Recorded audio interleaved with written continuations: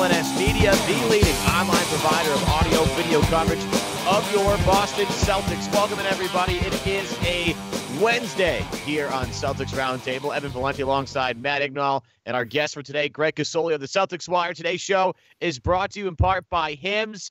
forhims.com. Go there right now. You can use the /CLNS for a trial month of Hims just for $5 today. Again, we'll get into more of what Hims really is, about how it's a one-stop shop for hair loss, skin care, sexual wellness, all that stuff. Again, forhims.com/CLNS, and use that promo code CLNS for $5 for a trial month of Hims, okay? But with that being said, what an absolutely absurd game we had at the TD Garden last night. Celtics win 199 on a fadeaway shot from everybody's favorite mook, Marcus Morris.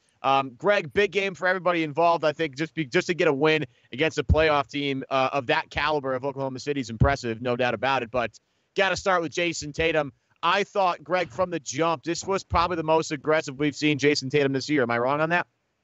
I don't think so. I mean, certainly the last couple of games, he's taken on a lot more of an offensive burden. I think this is something I've been kind of wanting to see from him all year, and it's too bad that the reason we're seeing it now is because the team is just sort of racked with injuries. But he was great tonight. I think it's been a curiosity of everyone of sort of how would he handle being the guy within an offense. And obviously against the Pelicans, he did all right. But tonight was like really a step up from there in terms of his efficiency, his ability to make some more high-level passes. And certainly that last play was him just sort of getting into the lane, collapsing the defense, and finding Morris on the outside. I mean, it was beautiful. So I thought he had a great night.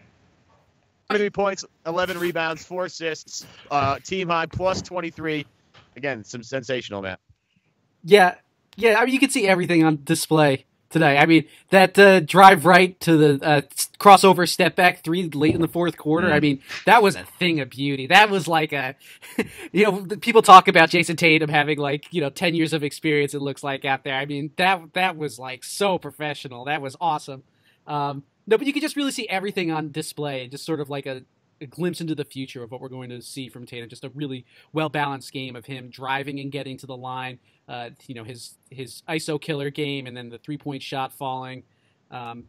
He was awesome, really aggressive. Yeah. And then, all credit goes to Mook Morris, who's been really playing his tail off recently, and that was a big-time shot. Really difficult one, too. Little sidestep, Steven Adams coming at him. I mean, what are the odds? Oh, wait, I have the odds right here. Uh-oh. I love unpredictable. Yes. Celtics had a 0.5% chance when they were down 6 with 24 seconds to go, and a 0.6% chance when they were down 4 with I lost it. But you get the idea. This was really improbable. So I'm happy to get this win. Now, what's that? Is it Han Solo has the famous line, "Never tell me the odds" in Star Wars? I think that's how it goes. I just showed how big of a nerd I am. Anyway, this Celtics team, though, they do this like almost every game. It seems like they have no chance, and they at least give themselves like a shot. It's crazy. I don't mean to make up for instance here, but they do remind me of my boys in orange so far in this tournament. Syracuse just winning the ugliest way possible. I mean, I agree with that. Boston stepped up in a huge game. They shouldn't have won this game, to be frankly honest with you, especially when you're a team that turns the ball over as much as Boston. They turned it over 17 times in this game. But Tatum, just to get back to Tatum, the one-on-one stuff was impressive, and I think even throughout the, we'll just say, I mean, lackluster and unspirited players only broadcast, but they didn't make a solid point. I think McHale made it about how Tatum's having a little bit of trouble, keeping position on guys because he's just so light. I mean, he's 20 years old and he hasn't had a full season of NBA training and a full off season of NBA weight training yet. But when you get him in open space, like he would frequently back it out against Corey Brewer or back it out against Josh Hustis, and just basically say, clear the floor, spread the floor. This guy can't guard me one-on-one. And that's the stuff that gets me more excited about Jason Tatum by the day, is like the fact that this guy can go out there and call his own shot almost kind of whenever he wants to. Like now it's a little different. Like when he got Paul George switched on him, it was a little more difficult. But the ceiling of Tatum in 3 or 4 years for him just to clear everybody out and say, no, everybody get out of the way. This guy can't guard me. When he gets to be 23, 24 is really exciting. He had a couple of threes tonight, was in good rhythm really from the jump, got to his spots, didn't turn the ball over a lot, which is the one thing that you have to take, in terms of Jason Tatum. He gets in the lane, seems like he loses it half the time, and he lost it on that Morris pass, but again, cleared it up with the Morris pass in the three-pointer for the win. But Tatum tonight was just unbelievable. I thought defensively, too, Greg, I thought defensively he held his own on that end against some tougher Oklahoma City players. Yeah, I think especially down the stretch, I remember specifically OKC kind of running him through some pick and rolls to get him off of Paul George and matched up against, so George could be matched up against someone else. I thought that was really interesting just because, looking up and down the Celtics roster, it's filled with such good defenders that I don't always think of Tatum in that way. But, I mean, he's been certainly very strong for a rookie and strong enough tonight for the Thunder not to want him on one of their best players in the game's key moments. Yeah, and with Tatum, a lot of people compare him to Paul George. I don't go that far just because I think Paul George is the most unbelievable defender. And I think he's, again, one of the best two-way players in the past, 10 years. I think he's been really, really great. Even coming back from the injury, he's been really great. But to see him and Paul George kind of go at it on different sides of the floor was kind of fun. And then, get to Morris. I said this a couple weeks ago with Morris, Matt. I think you were on the show with me, that I think, Morris defensively was sold as a guy that could stop LeBron. And a guy that was the best LeBron stopper in the league. And, defensively, I don't think he's been nearly the guy we expected. But every single, maybe month now, and especially now when he has more reign in the offense and he can actually pull the trigger a lot more. And when he does get a little too trigger happy, you can't get mad because he's the second best offensive player they have on the floor. But I think Morris is significantly more skilled than I think anybody thought coming into the season. And he continues to prove me wrong here late in the game. I mean, who would have thought that Morris, late in the season in a clutch game against Oklahoma City would bury the game winner with 1.2 seconds left? I never would have thought that. Hey, he's a shot maker. That's what they brought him here for. It hasn't always been pretty this year, but he's been good since the All-Star break. Sure, finished strong. The Celtics need it right now. Yeah. Anybody surprised with the amount of Greg Monroe we saw, especially late in the game? Yeah, I actually thought that he might get played off the floor in this one. I just thought, particularly since we use him in those backup situations, and Oklahoma City likes to go to much smaller front court with their bench. I thought they were just going to sort of run him off the court and make him play in space. And then down the end, I thought they would have put him in the pick and roll a little bit more, but he really held his own out there. I would call myself a Greg Monroe skeptic, I think. I want to believe him in him. I love that we share a name. But that's all it takes. Yeah, it doesn't take much to win my affection, but right. I just think he has such a hard time sometimes defending in the pick and roll and dealing with quicker options. But OKC really didn't pick on that, and I was kind of shocked at how bad the Thunder were strategically down the stretch there. I mean, they didn't really pick on any advantages they had. They took terrible shots. Obviously, Melo missed those 2 free throws, which isn't really strategy, but just a bad job closing that game and giving the Celtics a chance to get back into it. Yeah. But credit to Monroe and everyone who took advantage of their sort of lack of strategy. Yeah, I was shocked about that too. Unbelievable. But before we move on, because Greg wrote a great piece, because I do want to get to that piece, because I thought it was kind of interesting considering the way the modern NBA is going. Speaking of modernizing things, I got to tell you, I don't really have this problem. I don't think I'll ever have this problem because, hair in my family runs pretty strong. But, 66% of men lose their hair by the age of 35. And the thing is, probably by the time you notice or your buddies start giving you a hard time about maybe your hairline receding a little bit, it usually is too late. And if, in a year from now, if you're starting to recede a little bit, what happens? I see you the next year. Is it going to be totally gone? Are we going to have LeBron James in our hands?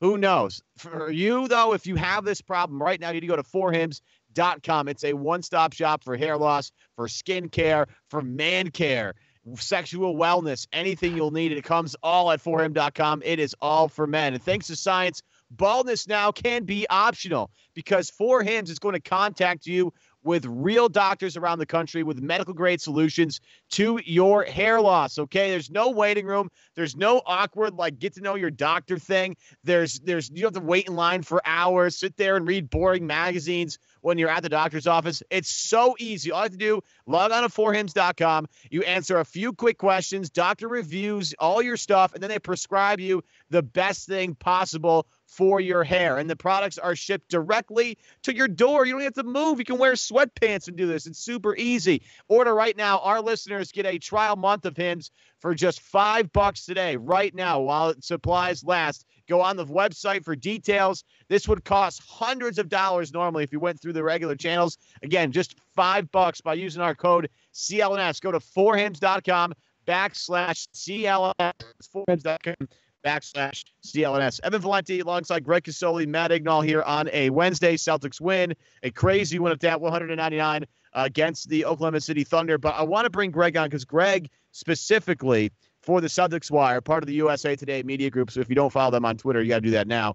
But wrote a great article about the Celtics and if they take enough threes or not. And Greg, you kind of fiddled around to this article and detailed maybe the Celtics should shoot more threes. Maybe this is something they should consider. You want to maybe walk the audience through this thing? Sure. I mean, it's not just the Celtics that I have this view on. I think it applies to pretty much everyone that isn't the Houston Rockets. It really actually started out as a look at a league-wide level of seeing sort of how the average value of a two-point shot compares to a three-point shot. And pretty much every team except for Houston had a fairly stark differential in terms of looking at their percentage from two and from three and generating a ton more value on those three-point shots. And the Celtics were way up there as sort of one of the biggest disparities in those two ranges. So I just kind of dove into the numbers a little bit, found out that in order to generate the same value that the Celtics are getting on two-point shots, they basically have to shoot around 32 or 33%, I think it was, from three, and wondered why they didn't shoot more of those, because their average as a team is 37.4, I believe, or at least it was before tonight. So the article really dives into that a little bit. It discusses why that might be challenging, because it's really easy to say, hey, the Celtics should just start shooting a lot more threes, but it's another thing to tell Marcus Morris, who's been subsisting off of mid-range jumpers since he was probably 7 years old. Why don't you stop shooting that shot and move that behind the arc? Same for everyone on the roster. And also within this context of the league evaluating you by your three-point percentage, kind of regardless of volume.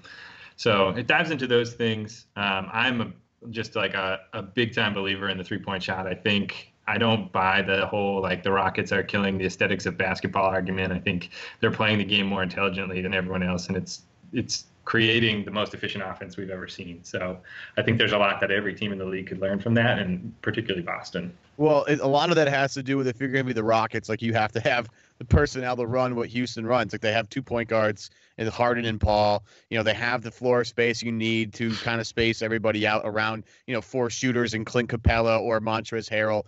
Oh, no, Harrell doesn't play for them anymore. He plays for the Clippers. My fault on that. But some of the bigs that they do play with Nene, right? So they can have Ryan Anderson and Ariza and Chris Paul and James Harden and Eric Gordon and PJ Tucker. And I think a lot of that is roster construction. And when you look at the Celtics, how much do you attribute their 3-point shot to roster construction, pace, and shot selection? Which one would you tinker the most then?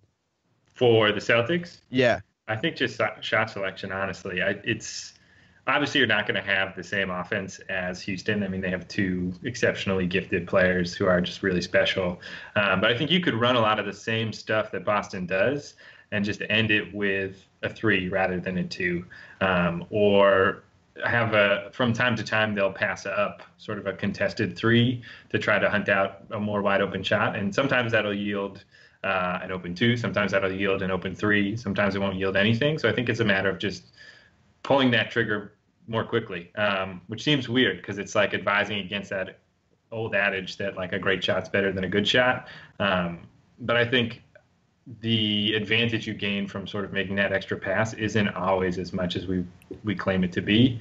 If it's taking you from a lightly contested 3 to a 2, obviously if it's getting you a layup or a dunk, then you need to keep doing those things. And that's the real balance here, is that there's an opportunity cost to every 3 you take. So you can't just replace the most efficient shots with 3-pointers, or settle for bad looks and not sort of run through certain actions. So certainly it would take a more intelligent basketball mind than mine, I think, to to really make this something that happens on the court rather than just in theory. But I do think it's something that Boston should be considering.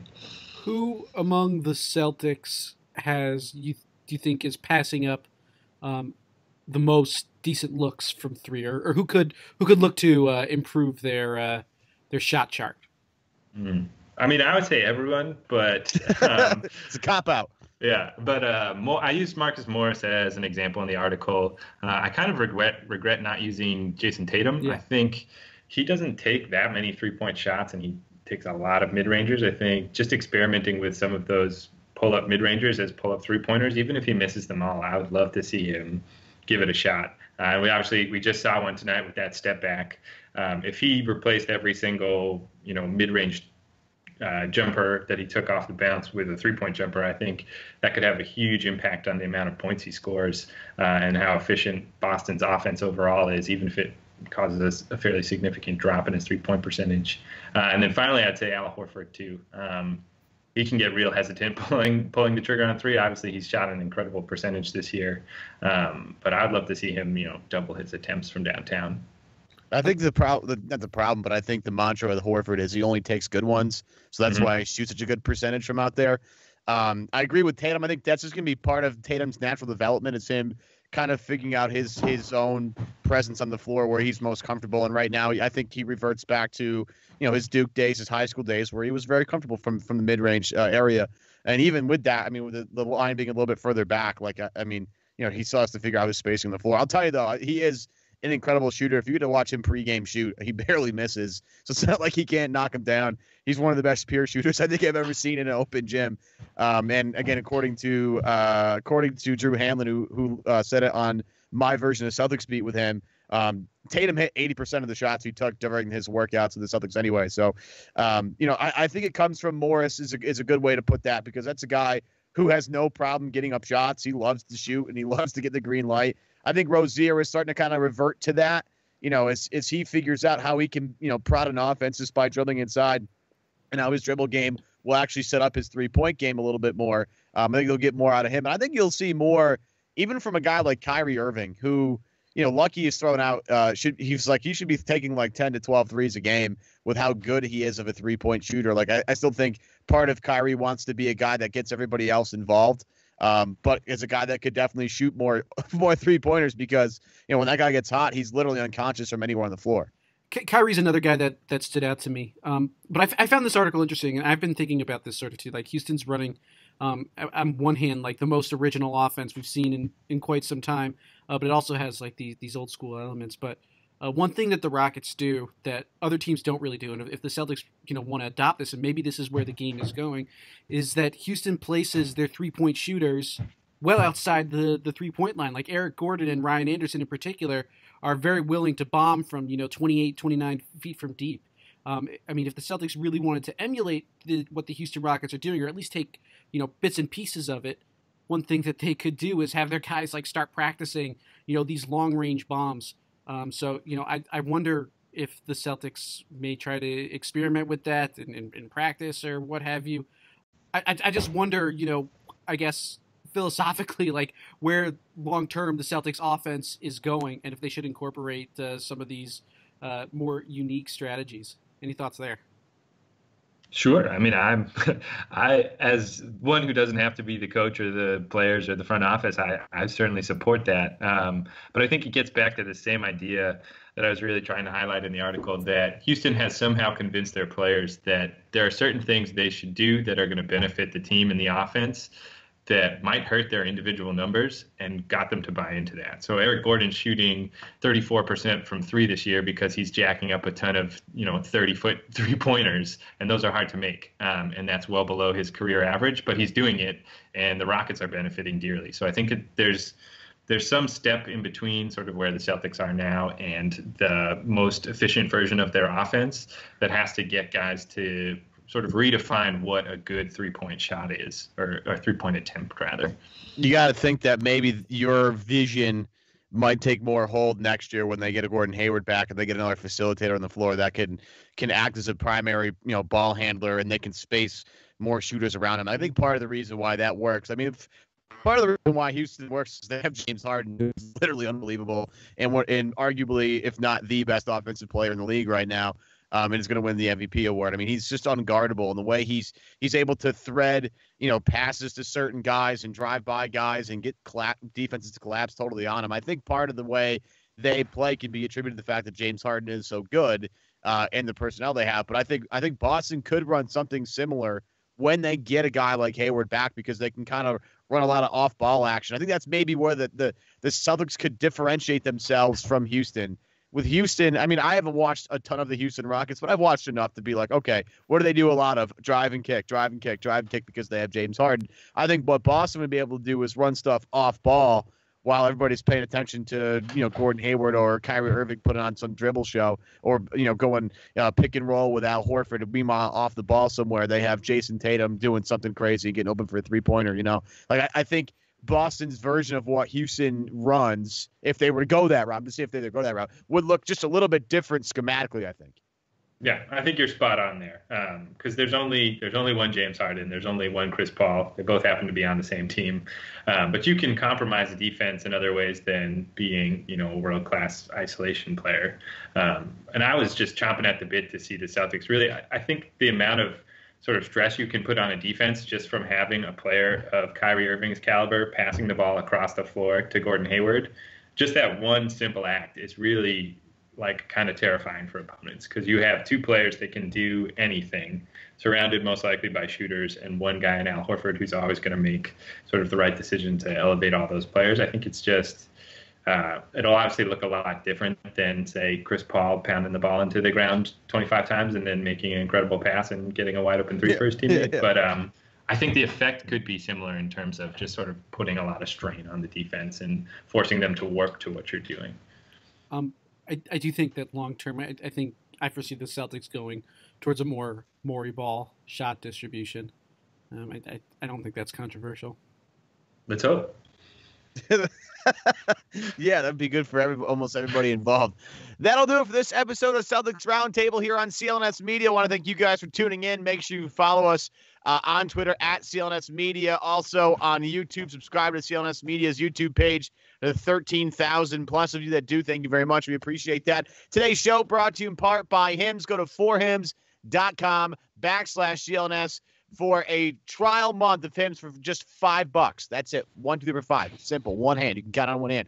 Go to forhims.com/CLNS for the ultimate in hair loss, skincare, sexual wellness, all that stuff for men. You can get it all in one place at forhims.com. Use that promo code CLNS. For Matt Ignal, for Greg Cassoli for joining us today, I'm Evan Valenti. We'll see you guys next time on Celtics Roundtable right here on CLNS Media.